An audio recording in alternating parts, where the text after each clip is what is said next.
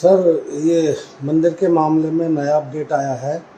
राम मंदिर चढ़ने से जुड़े राम मंदिर चढ़ावे से जुड़े विवाद के बाद एक नया अपडेट यह है कि ट्रस्ट ने स्पष्ट कर दिया है, महासचिव चंपत राय और ट्रस्टी अनिल मिश्रा जी ने इस्तीफा दे दिया है। आपका क्या कहना है? मैं समझता हूं कि उन्होंने एक बड़ा काम किया।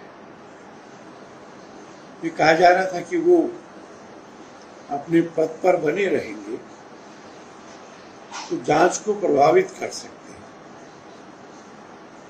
कोई कानूनी मजबूरी नहीं थी कि वो त्यागपत्र दें। हमने भी उनको कोई परामर्श नहीं दिया था। आपने कल जब मुझसे पूछा तो मैंने कहा कि उनको त्यागपत्र देना है कि नहीं, या उनके विवेक पर छोड़ा हुआ है। उन्होंने त्यागपत्र देने का स्वयं होकर निर्णय किया, नैतिकता के आधार पर, और इसलिए भी कि जांच प्रभावित होने के बारे में कोई आशंका न रह सके। ये एक बड़ा और साहसपूर्ण कदम है, हम इसका स्वागत करते हैं। मैं ये भी जोड़ना चाहता हूं कि जो लोग उनका इस्तीफा मांग रहे थे, उनके यहां इस्तीफे की परंपरा नहीं थी। एक सज्जन जिन्होंने अयोध्या में आकर के गंभीर आरोप लगाए, जब वो दिल्ली के मुख्यमंत्री थे तो उन पर बहुत गंभीर आरोप लगे थे, गिरफ्तार हो गए थे, जमानत की अर्जी खारिज हो गई थी, जेल में थे। नैतिकता के आधार पर त्यागपत्र नहीं दिया था और कहा था कि मैं जेल से मुख्यमंत्री रहकर राज चलाऊंगा। नरसिम्हा राव साहब जब प्रधानमंत्री थे, बहुमत नहीं रहा, झारखंड मुक्ति मोर्चा के एमपीज को घर बुला करके कैश पैसा दिया, बात खुल गई, इस्तीफा नहीं दिया।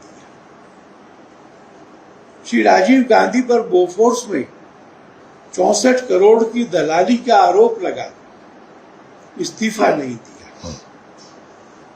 ऐसे काले चेहरे वाले लोग चंपत जी से, अनिल मिश्रा जी से इस्तीफा मांग रहे थे। उन्होंने इस्तीफा सौंप दिया है। मैं समझता हूं कि ये विवाद अब शांत होना चाहिए और हम सबकी प्रार्थना होनी चाहिए कि वहां की पुलिस इस सारे मामले की समग्र रूप से अपनी जांच को जल्दी पूरा करेगी। सर, राम मंदिर ट्रस्ट ने आधिकारिक बयान में साफ किया है कि इस पूरे मामले की निष्पक्ष जांच हो रही है और ट्रस्ट इस मामले में काफी दुखी है। भविष्य में ऐसी घटनाएं न हो, इसको लेकर भी जरूरी कदम उठाए जा रहे हैं। आपका क्या कहना है? दोनों बातें ठीक है। जो हुआ वो तो बहुत दुर्भाग्यपूर्ण है। उसने सब हिंदुओं को कष्ट दिया है, हमको भी दिया है। और मेरे ख्याल में ट्रस्टियों को समझ में आएगा कि इतना बड़ा मंदिर इनफॉर्मल वेज से नहीं चल सकता, केवल कॉन्फिडेंस के द्वारा नहीं चल सकता। अच्छे आधुनिक व्यवस्था खड़ा करना, कुशल अनुभवी प्रशासकों को लाना, ऊपर से नीचे तक सब नियम तय करना, और इन तीनों के द्वारा ये सुनिश्चित करना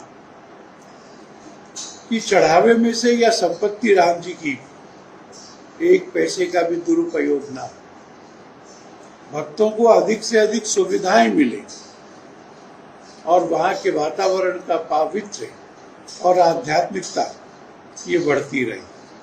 जैसा मैं इस बयान में देख रहा हूं, ट्रस्टी भी ऐसा ही सोच रहे हैं। सर, राम मंदिर वाले मामले में विपक्ष भी हमलावर है। प्रियंका गांधी ने कहा कि दान का चोरी होना शर्मनाक है। इस दान को इकट्ठा करने के लिए जो जिम्मेदार थे, उनको ही इसको सुरक्षित रखना चाहिए था। क्या कहना चाहेंगे? मैं उनको याद कराना चाहूंगा कि उनके भाई पर और उनकी माताजी पर पैट्रियट के मामले में कांग्रेस पार्टी से धोखाधड़ी करने का आरोप है और वो दोनों जमानत पर है। राहुल जी ने इस्तीफा भी नहीं दिया है, विपक्ष के नेता के तौर पर। शर्मनाक है, ये हम मानते हैं ना। इसीलिए तो हमने पहले एसआईटी की मांग की और इसीलिए ट्रस्ट ने पहले एफआईआर भी लिखाई।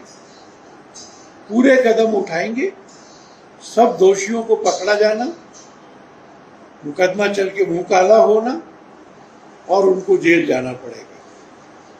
सर, वहीं अखिलेश यादव ने कहा है कि हम नई सरकार बनाकर अयोध्या को पवित्र शहर बनाएंगे और सियाराम धाम के रूप में स्थापित करेंगे। हमने तो उनको 22 जनवरी को भी बुलाया, वो नहीं आए। जब उनके पिता मुख्यमंत्री थे तो जिसको वो अयोध्या धाम वगैरह बता रहे, वहां कार सेवकों को भजन कर रहे कार सेवकों पर गोली चलाई। उसके कुछ साल बाद में जब समाजवादी पार्टी के एक वरिष्ठ नेता से उस घटना के बारे में पूछा गया तो हत्या पर दुख प्रकट नहीं किया। ये कहा कि गोली चलाना जरूरी था, उचित हुआ। इसलिए राम जी से, राम मंदिर से वो कितना प्रेम करते हैं ये सबने देखा है। अब वो कोशिश कर रहे हैं कि राम मंदिर के बहाने, और एक संत को भी पकड़ा हुआ है जो सब विधानसभाओं में दौरे कर रहा है गाय के नाम पर। जनता धोखाधड़ी पहचानती है,